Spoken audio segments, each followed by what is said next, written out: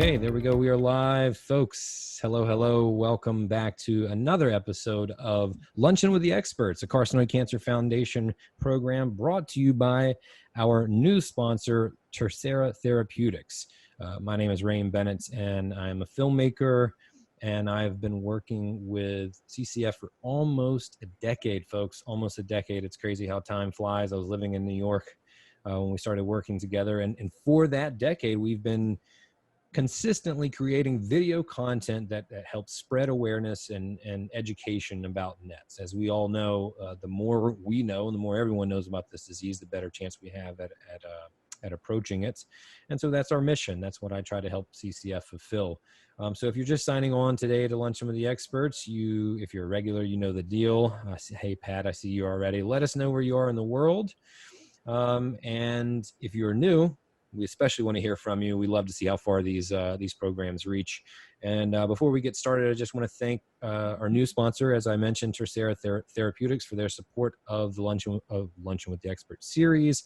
And we want to announce, this was a few weeks ago, we want to announce that they have acquired Zermello from our previous sponsor, Lexicon Pharmaceuticals. And we just want to let you know that Tercera will be the Luncheon with the Expert sponsor going forward.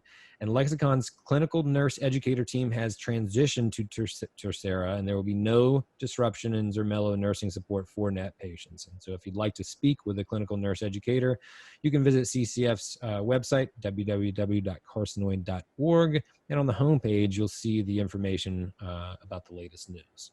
And before we get started further, we have a disclaimer, which we always mention at the top of the program from our sponsors, which says the opinions expressed by our guest presenters today, as well as the questions asked by the audience that you all at home, have not been created or suggested beforehand by the sponsors of the program, and CCF doesn't endorse nor promote any of the views, opinions, or information provided in the presentation. And audience members should not rely solely on the opinions or information expressed by the guest, and should seek guidance and direction from their own medical advisors about any choice they make about their health and treatment. So that last part is really the takeaway, which is, you know, our guest today is going to give a lot of good information and hopefully help you along your journey in this disease or those that you care about. But by all means, we can't get too case specific, so we don't know your case and urge you to have any discussion about your thoughts moving forward with your home team. And as I'm sure we'll talk about today, what we've learned a lot recently is that it's best to have a multidisciplinary team at that. So today, my guest is Dr. Robert Ramirez. How are you, Dr. Ramirez? Good to see you again, Rain. Thanks for Yes, Dr. Ramirez cannot escape me.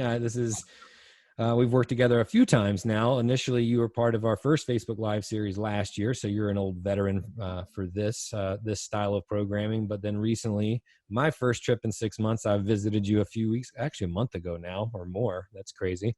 And we did some filming there at your home base. So tell us a little bit about home base and what you do and how you serve the NET community.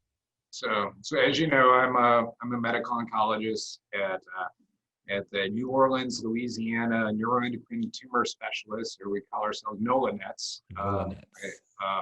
So we, we're a high volume neuroendocrine center. We see patients from around the country and other parts of the world, and help patients out with who have neuroendocrine tumors. We work with their local physicians and sort of develop a roadmap for care for them. So patients will come in from wherever they may come from in the country, and we review their records.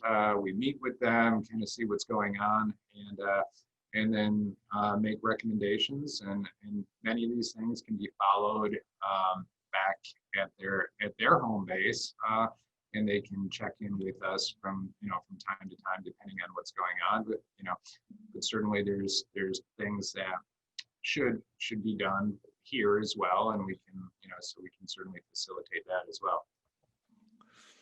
So how long have you been working in the NET field specifically?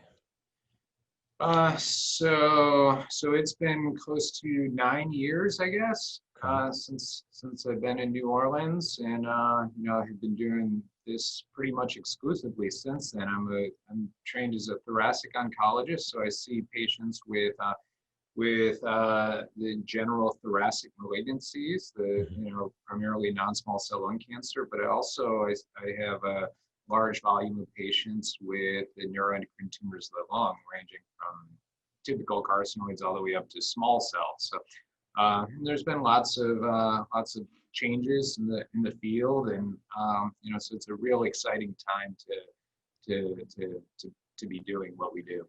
Is that one of the reasons why you're kind of drawn to working in that disease, like because of maybe the strides that you can make? Yeah, it's really changed. I mean, the way we were Right. treating things um, in the lung cancer world, just a few years ago, Yeah. are much different than how we treat now. Yeah, I can imagine. Some would say, things, even just 10 years ago, we look at it now and things were kind of archaic, and Yeah. Yeah. but it's just a short amount of time. And the Well, net field is really advancing as well. So absolutely. Yeah. it's really nice to be part of this. Awesome. Awesome to hear. Well, hopefully we can dive into some of those great strides that we've made in the past 10 years, more specifically as the show goes on. So everybody at home, if you have questions about any of that, let us know. Go ahead and shoot your questions in. Dr. Ramirez has been working in this field for a long time, and I can vouch for him personally and let you know that he knows his stuff. I had about an hour-long interview with him not too long ago. But just know, if we can't get to your questions, that you can always follow up with Carcinoid Cancer Foundation here on their Facebook page. You can send them a private message. You can visit carcinoid.org again and message them or email them there. And we want to try to get to all your questions, but just know we can't get to something too case specific. Obviously, Dr. Ramirez doesn't know your specific case or won't know most of your specific cases. So we're going to try to give you general information, but it's really helpful if you ask your question in kind of a general way. We may ask you to rephrase it, and that's totally okay.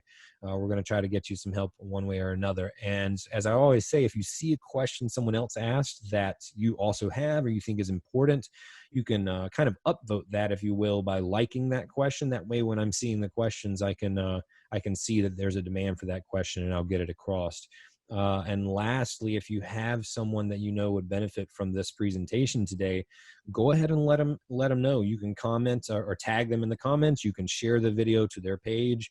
Let them know that this is going on, and hopefully they can join us live and get their questions across to Dr. Ramirez. And final thing before we get started, I just want to say that we know here at Carcinoid Cancer Foundation how challenging it can be to be a NET patient or a person seeking diagnosis, especially during the year that has been 2020, or any year for that matter.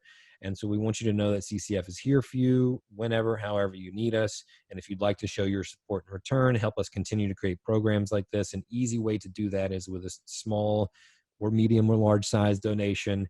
And you can do that very easily by texting the word experts to the number 1-914-380-7323. Again, that's texting the word experts to 914-380-7323.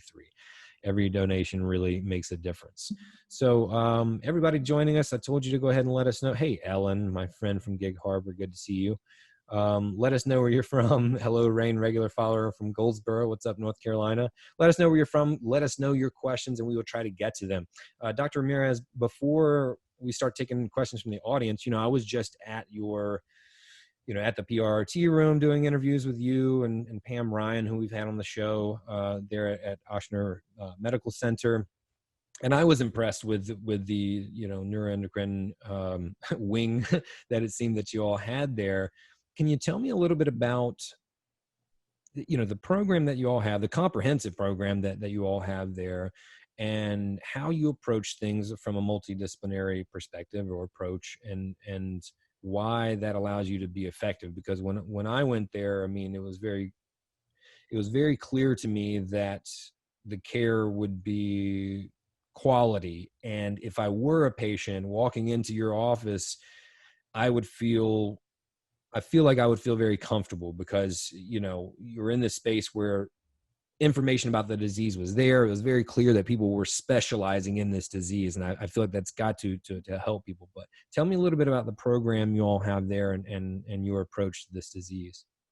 Yeah, so this program is a collaboration between two different medical groups, the Ochsner group and also the Louisiana State University group. So we have physicians from both sides. I'm on the Ochsner side, but we work collaboratively with the LSU team as well. It's so we all specialize in this particular disease. It's a rare disease. So you really do need people who see this day in and day out, because the treatment decisions are really dependent on that multidisciplinary approach. So we, as when patients come in or get referred to our center, they go through a nurse navigator. So you had met Pam Ryan, absolutely, when you were here. So she'll kind of go through and get patients set up, gather whatever pertinent information we need as far as any what was their treatment history, how were they diagnosed, the pathology. Many times we'll get patients will be biopsied at another center, and we'll oftentimes request that tissue, because guess what? Sometimes that diagnosis isn't always correct or incomplete. So it's really important for us to review that as well. And then once that information is gathered up, as much as possible, then we get scheduled with the patient. And sometimes they have scans when they come here. So many times they'll get their scans the day before they see me the next day, and then afterwards, many times we meet as part of a multidisciplinary tumor board and discuss the case and get everybody's input as far as what the next best step will be. And then all of this information gets relayed over to the patient and also to their referring physician. So it's really it's a really comprehensive program. And when patients do come, we try to get them scheduled within a week. So if you call our office, we'll try to get everything together for you. And if you can get down here within, generally we have openings and can get people in pretty quickly. Granted, we may not have everything we need at that first appointment or want, but these are things that we can gather along the way, and this is, going to be a long journey, so we don't need to many times, we don't have that exact treatment plan in place, from that minute you get in the door. Sometimes we do, but sure. But this is something that we need to sometimes take our time with and get it right, rather than rush to get a treatment going. I just saw somebody yesterday actually who came down for another opinion, and it was one of those things. The local oncologist had a treatment plan in place that they were going to start later on this week, and I said, you know what, this really doesn't make sense. Let's take a step back here, and I think there's a better way to do this, and so we're that's how we do this. Got it. How awesome is Pam Ryan, by the way? Pam, I've known for a long time. She's great. So I don't know if she's watching right now, but is she?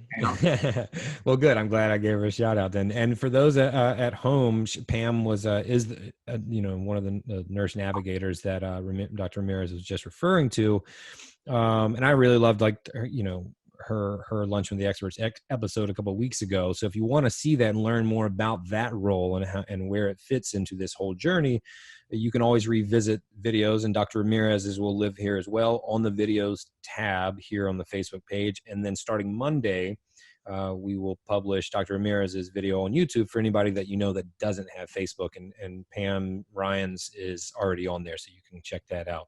But yeah, she's a great team member. seems very, very sweet, but also very no nonsense at the same time, like when she's fighting for what she believes in. Yep.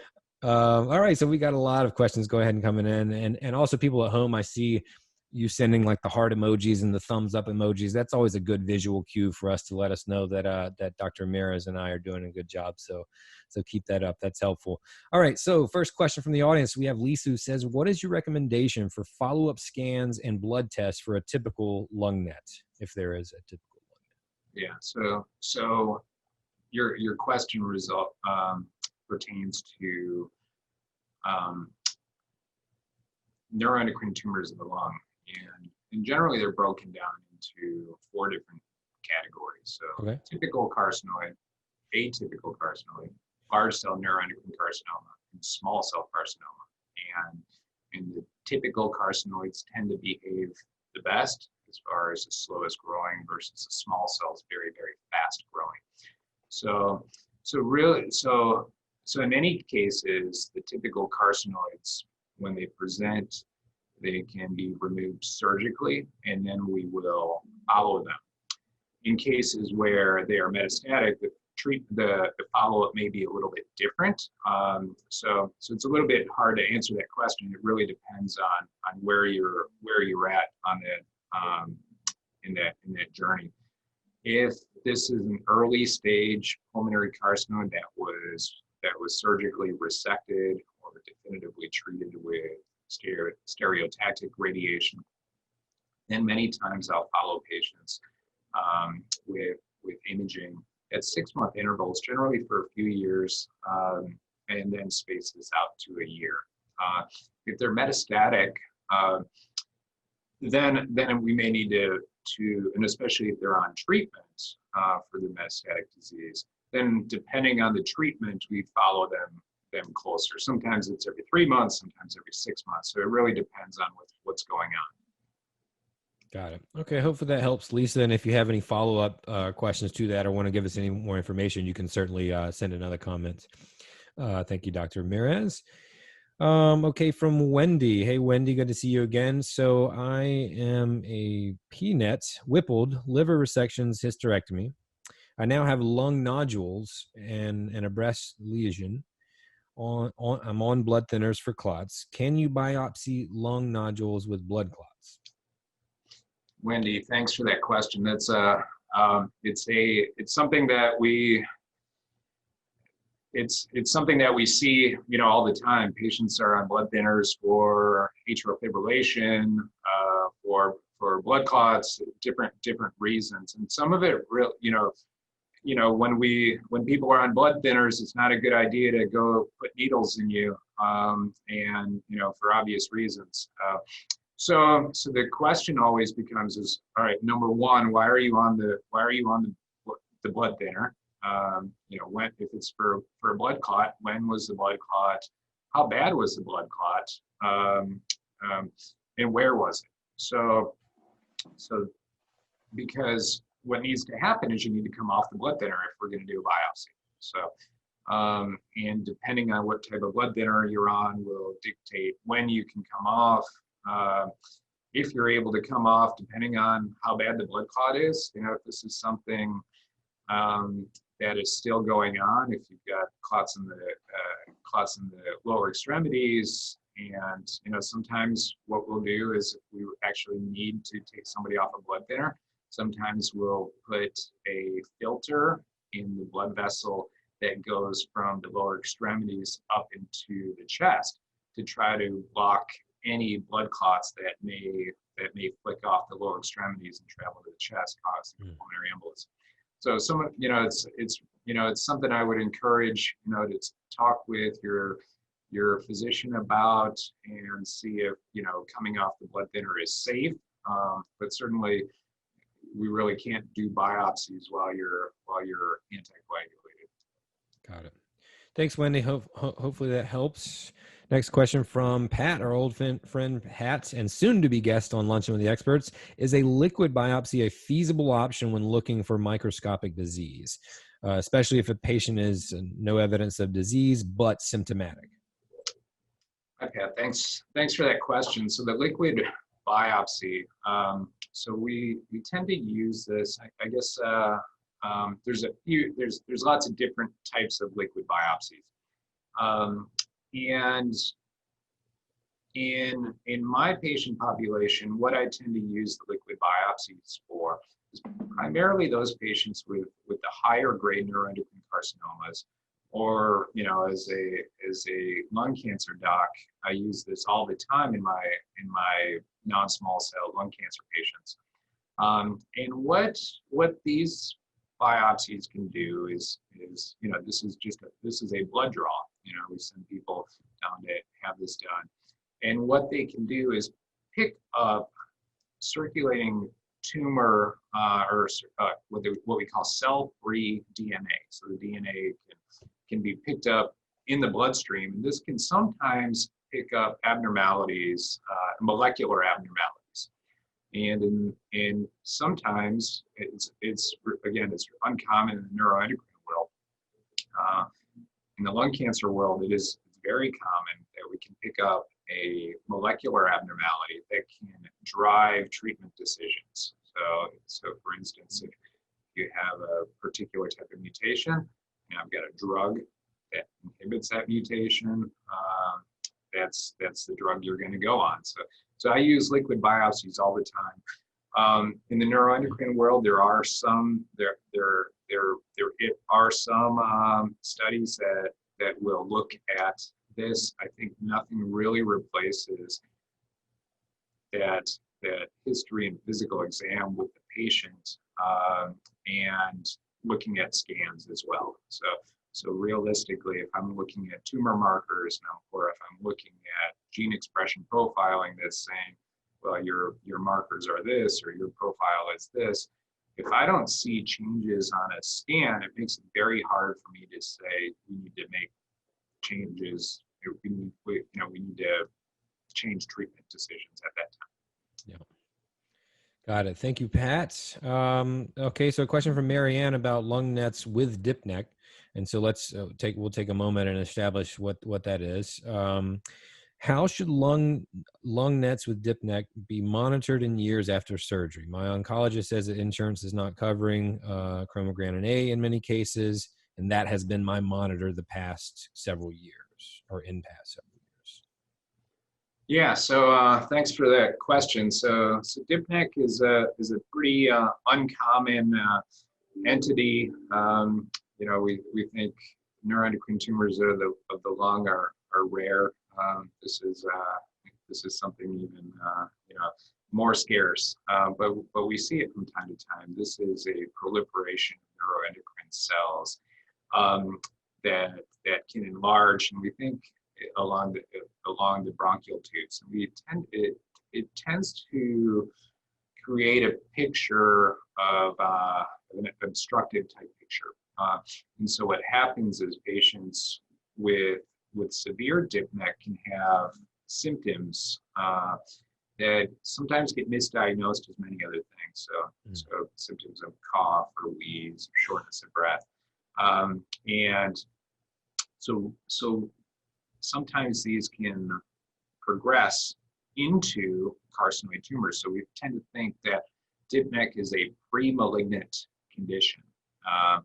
Sometimes we take, and I've got plenty of patients that have been diagnosed with a carcinoid tumor of the lung, but it was in the setting of DIPNECH. So meaning when we look at it underneath the microscope, we take that tumor out and we look at it underneath the microscope, we see one carcinoid tumor, but when we look further, we see all of these things in the periphery and say, all right, well, so there's this DIPNECH, got the carcinoid tumor out, but there's still DIPNECH there. And when we look at the scans, we can see multiple pulmonary nodules, and there's sort of when you read the scan report, sometimes they say ground glass appearance or mosaic attenuation. So these are buzzwords that you look for.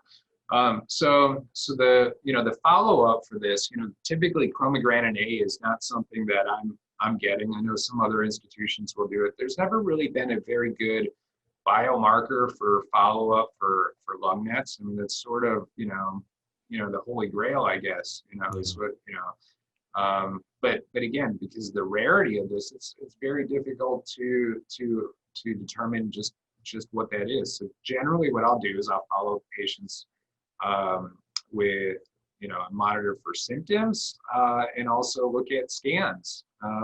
And then based on really their symptomatology, that's when I make decisions as far as whether or not we need to treat this. Got it. Thank you. And thank you, Mary Ann, for your question. Okay, everybody, we are almost, not quite, halfway through today's episode, which is wild. It's already flying by. But I just wanted to take a moment to say that, we're touching on, obviously, we're talking a lot about lung nets because of Dr. Ramirez today, and we've also just touched on DIPNECH. Well, earlier in the episode, I alluded to the work that Dr. Ramirez and I had done quite recently. And that was for a video as part of a bigger series that I'm helping Carcinoid Cancer Foundation produce. And the one that I interviewed Dr. Ramirez for, or one of the ones that he'll be featured in, is specifically about lung nets and DIPNECH. And so that should be coming out either later in October or early November. But in part of that series, we actually have one coming out tomorrow. So big announcements. You guys stay tuned for that. It'll be here on the Facebook page on the videos tab, as well as the YouTube channel on neuroendocrine tumor guidelines. So be aware and stay tuned for that. I want you all to check that out because I know the importance of that. And to that point, Dr. Ramirez, I had a question for you about guidelines. I know we talked a little bit about it in New Orleans. One, why are they so important for neuroendocrine tumors? And then two, follow-up question, are there currently guidelines for lung nets? Well, I'm glad you asked that question, Rain. So I can plug our new publication. Oh, you got something exclusive for us? Yeah. So right, love it. So yeah, so guidelines are important for cancer patients and physicians who treat cancer. And so the guidelines, again, sort of develop, sort of give you a roadmap for care. So patient comes in with X, we say, all right, this is how we treat it. And, we do A, B, and C. And as far as treatment decisions go, as far as medications or scans or other type of work, the guidelines sort of, are just that roadmap.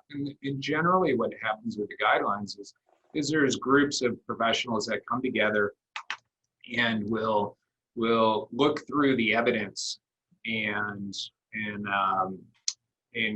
come up with these guidelines. So it's not as if, I'm sitting in my office and saying, this is how I'm going to do it. And this is why this is, because I've done it this way for a number of years.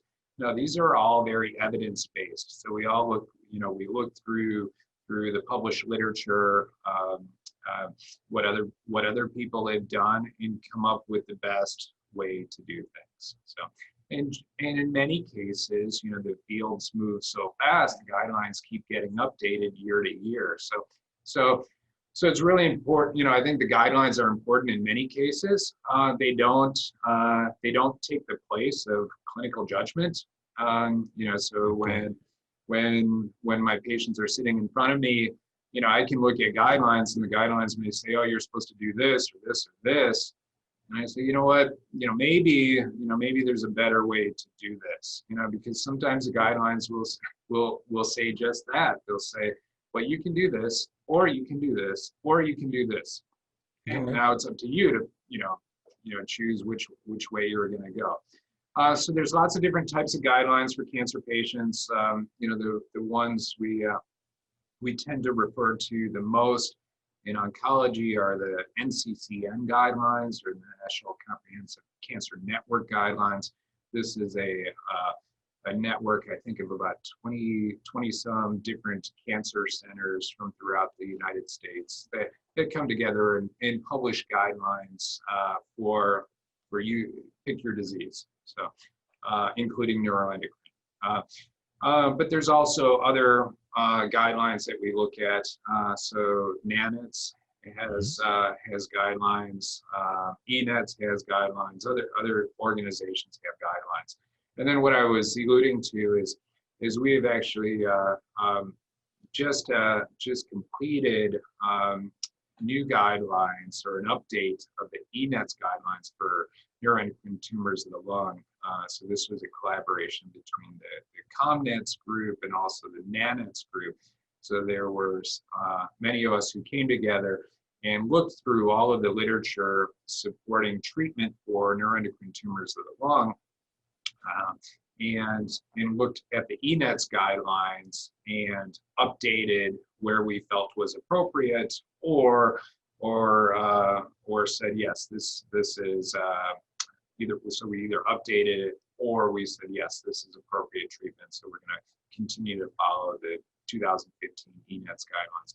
So this was just published in the Journal of Thoracic Oncology, which is the main journal for the IASLC. So it's something that should be available online.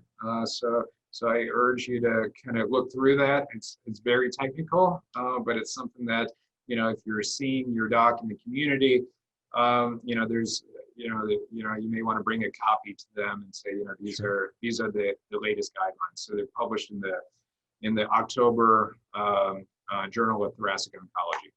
Got it. Thank you for that. We will try to get that link to that resource, to those guidelines, in the comments before the end of the show. But if not, I'm sure that we'll be posting about it soon. So thank you for that, Dr. Ramirez. And for those at home, a reminder: Net Guidelines video is dropping tomorrow, Friday, here on the Facebook page and on YouTube. So check that out. Back to the question, folks. Jackie says, where does PRRT fit in the treatment algorithm for lung NET patients? So thanks, Jackie. PRRT has really changed the way we do business. It is a PRRT for those who aren't familiar with this, stands for peptide receptor radionuclide therapy. So we have one drug in the United States that's FDA approved, called lutetium-177, or the brand name is called Lutathera. And currently this is FDA approved for patients with tumors in the GI tract or pancreas who have somatostatin receptor uptake on either an Octrea scan or a gallium-68 PET CT, or now the latest one is the copper-64 dotatate PET. So you need to have uptake. And so what PRRT does is it takes this radionuclide and links it to an octreotide type molecule, which then gets injected into the patient. That octreotide molecule goes to those tumor receptors and drags that radiation with it. So a very well tolerated treatment. It was FDA approved in January of 2018. So where does it fit for patients with lung tumors? So one, you need to have uptake on your functional imaging. The first step in treatment for lung tumors that are metastatic is generally somatostatin analogs, so either octreotide LAR or lanreotide. When those patients progress, you have several different options for treatment. It may be PRRT. Now, again, it's not an FDA-approved therapy, but it is recommended by guidelines. So we just talked about the guidelines. So NCCN, NANETS, ENETS. We all recognize this as with somatostatin receptor tumors. So regardless of their primary site. So yes, I use PRRT in patients, in that appropriate patients with the lung tumors. There's only one FDA-approved therapy, that's everolimus.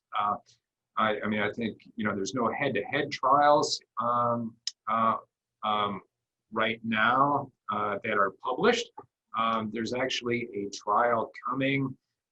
It's ongoing in Europe right now, and we will be taking part in this. I believe there's 5 or 6 centers in the United States that will be looking at patients with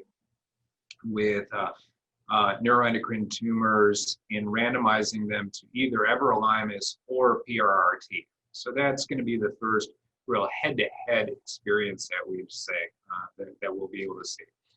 So it really depends. There's lots of other treatment options for lung neuroendocrine tumors. So, but PRRT is definitely part of that picture. Got it. Thank you. Okay, I got another question about PRRT. Before that, Sherry, I see your question. I'm going to come back to it, but since this is in the PRRT vein, I'm going to stick with this. So, question from David says CT versus gallium PET versus MRI scan post finishing PRRT treatment in the initial 12-month staging process. Thoughts on that? Yeah. So generally, what happens is when I put a patient on PRRT, I want to have imaging pre and I want to have imaging post. That's what's actually what has happened in between. It's a long period of time. The PRRT is given once every 8 weeks for 4 cycles.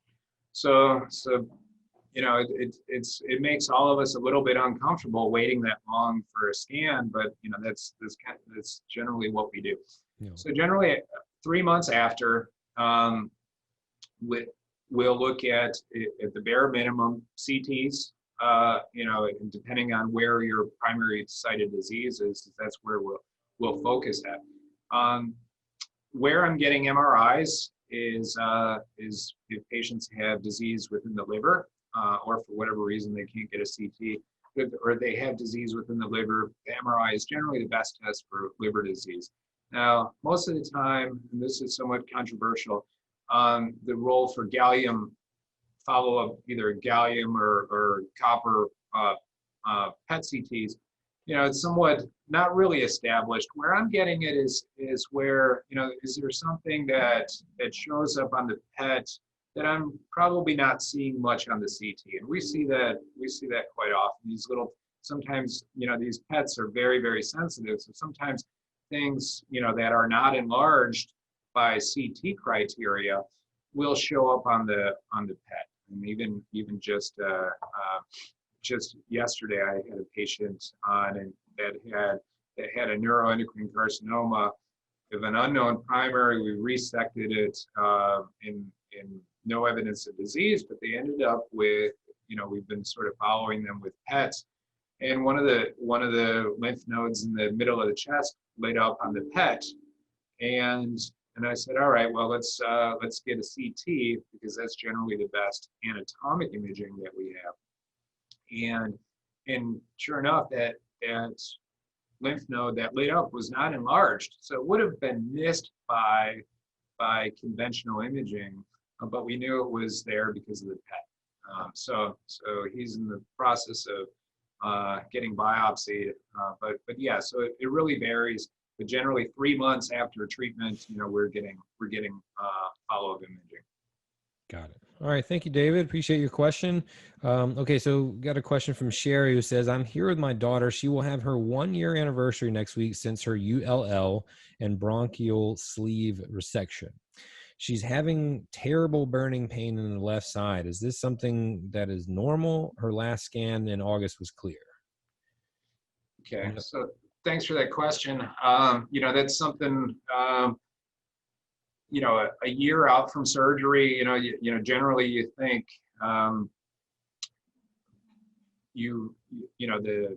the worst part of surgery is the immediate postoperative period. But patients can have symptoms, ongoing for a period of time, and sometimes years. So, those kind of things, I would, advise you to speak with your thoracic oncologist. We may need to, get pulmonary involved and have them take a look, down in the airway again and kind of see, just what's going on. So these are, this is where, a lot of times when people have surgery, the surgeon does his thing or her thing, and then they get, they'll get sent to the oncologist, for monitoring. But these kind of things, when it's a persistent surgical issue, they need, I always send people back to either the surgeon or the pulmonologist and say, all right, we've got some issues. I don't see any evidence of cancer on scans, but maybe something else is going on. Got it. All right. Thank you for that. Hopefully that helped. Okay. We have a question from Tom. It says, Dr. Ramirez, can you discuss any prevention measures for carcinoid syndrome bronchospasms? FYI, mine are exacerbated by persistent asthma and seasonal allergies. So any thoughts? I think so. Thanks for that question, Tom. So bronchospasm can be because of many different things. So you alluded to a couple already. So you sort of have three different things going on. You've got pulmonary carcinoid, you've got seasonal allergies, you've got asthma. So as far as it almost sounds like maybe some DIPNECH. These are sort of the symptoms of that you're describing. So the biggest thing with this is, there's only so much we're going to be able to do for the pulmonary carcinoid tumor, if things are stable. So we look at scans. Sometimes we need to look in the airway. Is there something blocking the airway? We look at that. One of the big things is, can we control the allergies? And certainly, that can be a big issue by itself.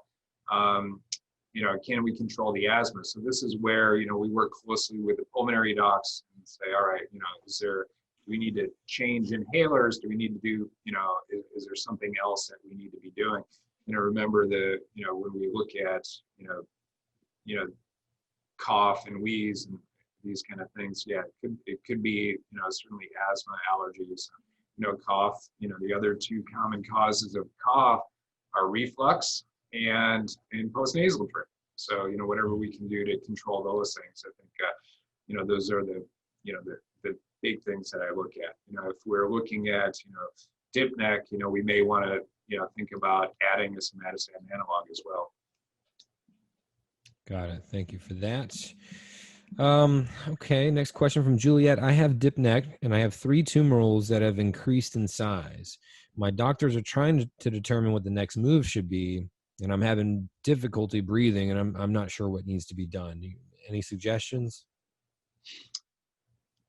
It really depends on what exactly is going on. It's a very specific question, so it's hard to say this is what you should be doing. Sure. There's different treatments. I would encourage you to follow up with the pulmonary doc, and kind of they can do what they call pulmonary function testing. Let's see how bad the pulmonary function is. Is there something else going on? So it's a really specific question that I can't, unfortunately I can't answer. What I can say is, this is a common, these are common referrals that we see here. So I think in the age of COVID, just as you and I are talking, Rain, we do virtual visits, and we see people from all over the country. We actually just presented at our national meeting this weekend our series in conjunction with NCAN, patient views on telemedicine. So we collected about almost 250 patients in a survey, and I think there's many of your listeners, Rain, that are probably took part in this survey. So this was neuroendocrine specific, and we asked them to rate their experience and if they thought it was a good experience, and there were a multitude of other questions as well. And it turns out close to 90% of patients actually rated their telemedicine experience as either good or excellent. That's awesome. And it was only 1% of patients who said this was poor. So it's something that I think, in the right setting, we can manage patients from a distance. Now, there's a lot of logistics involved with it as well, as far as state licensing. Actually, we're working on getting licensed in more and more states, because you need to be licensed in the state you're speaking to that person in. But I would encourage, if you can't come down, I think, give a call, and maybe, one of us can see you in a virtual consultation, and at least get that initial appointment, with us. And if we need to bring you down, we can bring you down. And if not, we can work with your local doctors and kind of come up with a plan. Got it. Yeah, thank you for that. And I appreciate your question, Juliet. And I'm sorry to hear about your trouble breathing, but hopefully that helps. Okay. Hey, Sandra. Sandra says, busy working today, but just wanted to drop in and say hello and thank you for this great weekly live. Thank you so much. That makes us feel like we're doing our jobs. Appreciate that. From Teresa, Dr. Ramirez, is carcinoid hereditary? This is a question we get a lot. Mine was in the small bowel. And if so, or things point to that, what age should my kids start getting evaluated, and what tests should they be getting if so? Yeah, so most of the time, the carcinoid tumors happen sporadically, and we don't, there's no really good reason. We don't generally know what causes this. Right. But there are some familial disorders, where people have a gene mutation that can be transmitted to family members. So this is generally something called multiple endocrine neoplasia. Different types of tumors can develop. And so where I'm, again, this is really uncommon, but where I'm thinking about this is, one, do you have a family history of someone with a neuroendocrine tumor? But two, do you have multiple different types of neuroendocrine tumors? So for instance, people can have a neuroendocrine tumor of the pancreas, but also maybe they pop up with a neuroendocrine tumor of the lung, and they may be totally separate.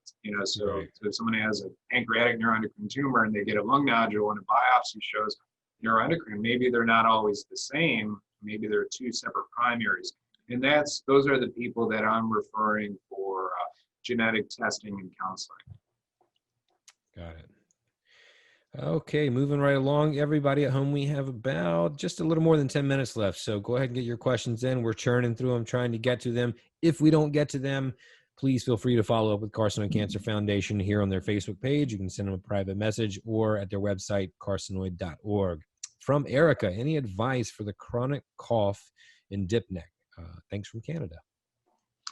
So thanks for that question, Erica. Cough is, again, I alluded to this, before, the three most common reasons for cough. And I think controlling those as best you can, is going to be the first thing. So there's more and more literature coming out about the role of somatostatin analogs in patients with DIPNECH. So that could also be a consideration. Speak with your oncologist about this and see if they think this may be an option. But it's a very close, it's got to be a very close working relationship with the pulmonologist and the oncologist. Because I don't know any pulmonologists who are writing for somatostatin analogs. So it's I think you'll need both. Got it. Another question about DIPNECH. Have you come across any DIPNECH patients who have had COVID? I'm extremely nervous of being exposed to it and implications with a lung function of 47%. Yeah. COVID is a real thing, and I'd recommend whatever precautions you need to take to avoid getting it. It doesn't mean you need to, barricade yourself in your house, but when you're out out and about, wear your mask, wash your hands, avoid close contact, all of these things you're being told to do. I don't personally have any patients with DIPNECH who have contracted COVID, thankfully. You know, but it, you know, yeah, I certainly have lung cancer patients and patients who have decreased lung function. I tell them, I said, you know, do whatever you can to not get it, because if you get it, you know, you may have a more difficult time recovering from it. Yeah, that's no good. Any new treatments for DIPNECH? So somatostatin analogs are going to be, you know, the mainstay right now. You know, if the lung function is bad enough, patients have been transplanted before, lung transplant. So you know, it just really depends on things. And any new treatments overall that are coming down the pipeline that you're kind of excited about when you forecast into the near future? Yeah. So the thing I got excited at, so we had our national meeting this past weekend. So North American Neuroendocrine Tumor Society. It was supposed to be in Montreal, but instead it was in our offices. Right. You know, but it was actually a very good virtual meeting. A lot of people attended from around the world. You know, one of the the best presentations I saw was something. It was a different type of PRRT. It's on a clinical trial right now, using something called alpha therapy. So this was very impressive data as far in terms of efficacy and also safety. So I think, you know, right now there's only one center in the country that's doing this, you know, but I think,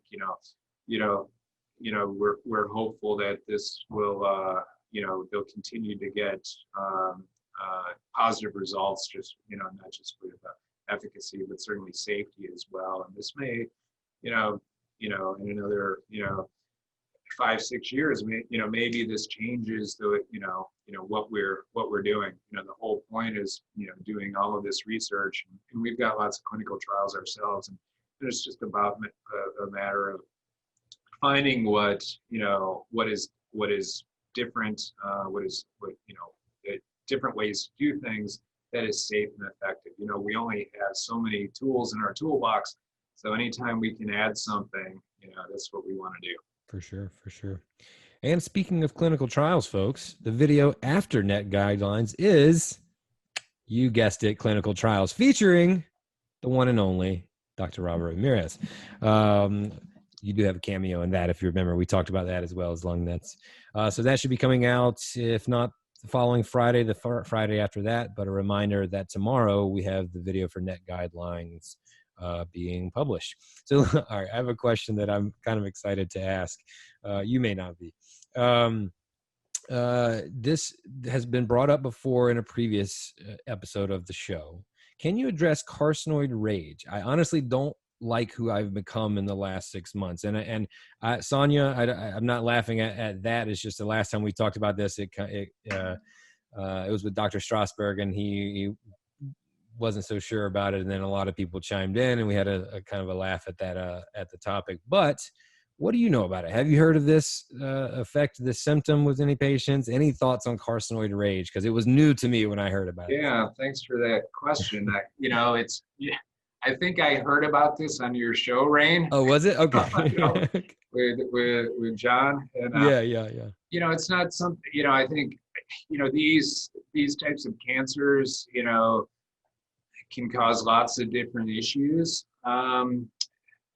Hormonal type issues. The treatments can cause a lot of different types of changes as well.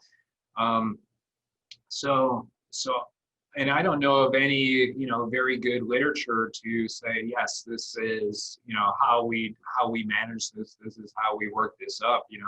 I think it's something, that really should be looked at. Yeah. And it's just I don't know enough about. I think that was, generally the perspective of Dr. Strasberg as well was, there's not much literature on that, but like all the patients chimed in. It was like, it's a real thing. Yeah. So we don't want to deny that, which leads me to a follow-up question. We talk a lot about the show about kind of a holistic approach to things. in general, not necessarily addressing carcinoid rage, but maybe things like that, would you suggest, someone pursuing therapy while dealing with a disease like this? Is that something that you feel like would help the overall battle against this disease? Yeah, that's a very good question. Yeah, for sure. And I think, we work with, we have oncology specific psychologists and Okay. psychiatrists that I'll send patients to, Awesome. pretty regularly. I mean, this is obviously a life-changing thing, Big time. and everybody copes differently with it. And it's not just, it's not just patients, it's, the caregivers and, Totally. children and so yeah, I mean, I think it's really, really important to really, not just take care of the cancer, but take care of yourself, Take care of yourself. and how, learn how to deal with this. Because hopefully, with this disease, this is something that, you're going to be dealing with for a long, long, long time. Yeah, and no matter how severe, it will rock your world. I mean, I think that Yeah. I think it's totally appropriate to combat it that way. And I come from a place, I dealt with this. My dad had lung cancer, but I come from a place where therapy kind of had the stigma to it, right? I think that is changing, Yeah. and I'm happy about that. But that always frustrated me when I was like, look, if you hurt your leg, you go to the doctor. If you're upset, anxiety ridden, stressed, depressed, like, it's not crazy to want to do that. So it just made me think about that, because we often talk about nutrition and other ways to give ourselves the best chance at quality of life with this. Right. To that point, are there any other things that you suggest to patients outside of treatments and scans that can help them pursue that highest quality of life that they can achieve? Yeah, I think obviously, the nutrition you touched on is important. I think it's important for people to stay active, and exercise. And, I often tell my patients, I don't put any restrictions on you, I mean, sometimes people who are on chemotherapy or other myelosuppressive treatment, yeah, you got to be careful, going around other people, and, especially the blood counts are down and these kind of things. But I want people to go out, despite their diagnosis, and, live the life they lived before they were diagnosed. And, that is my goal. I'm not giving people chemotherapy to put them in bed and make them feel miserable, Right. just to buy them, some time. I'm giving people treatment to maximize their quality of life. Absolutely, man. Absolutely. What do you still struggle with in terms of this disease? What are some of the challenges that you still, obviously there's a lot of challenges, but like, what are some of the things that you really wish you had, a magic wand to kind of fix that they're still struggling with this disease that we need to try to address? Yeah, it's a really good question. I mean, Thanks. there's lots of things, and there's lots of unanswered questions. It's interesting. Shows like this. You're talking to people who do this all the time. But the majority of patients are not. They're following up with their local oncologist who may see this.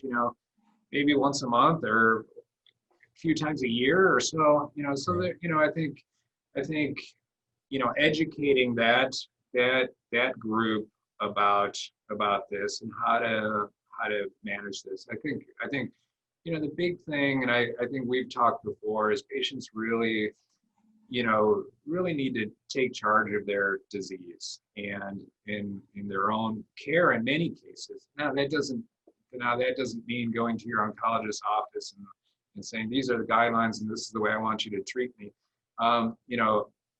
Because Dr. Ramirez said this is what we should do.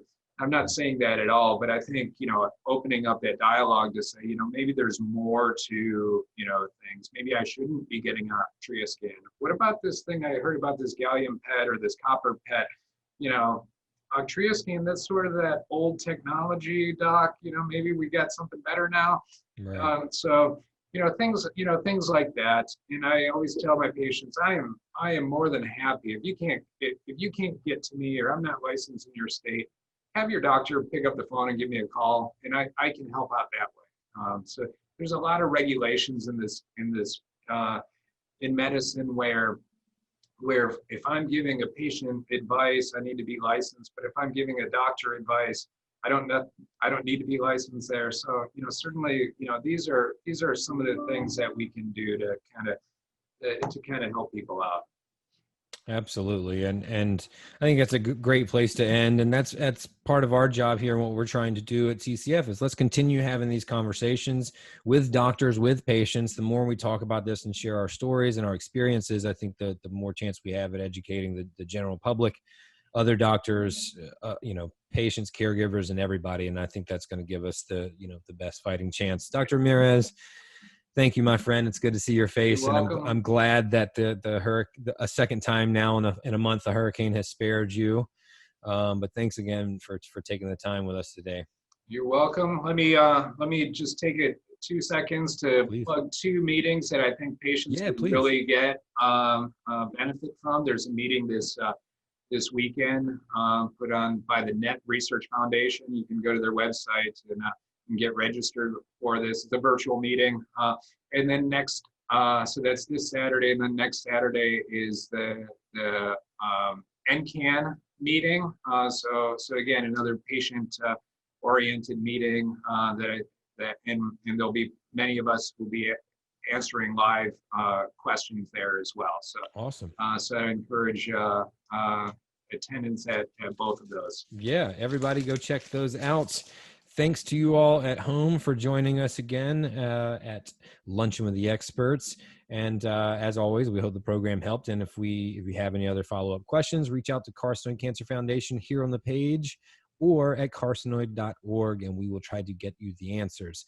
Thanks again to our presenting sponsor, Tercera Therapeutics. Without them, we certainly couldn't do this program. And thanks to you all at home, because without you, we couldn't do the program either. My name is Rain Bennett. Thanks for watching, and join us next time for Luncheon with the Experts. Stay healthy, stay safe, everybody. Thanks, Rain. Thanks, everyone. Bye-bye.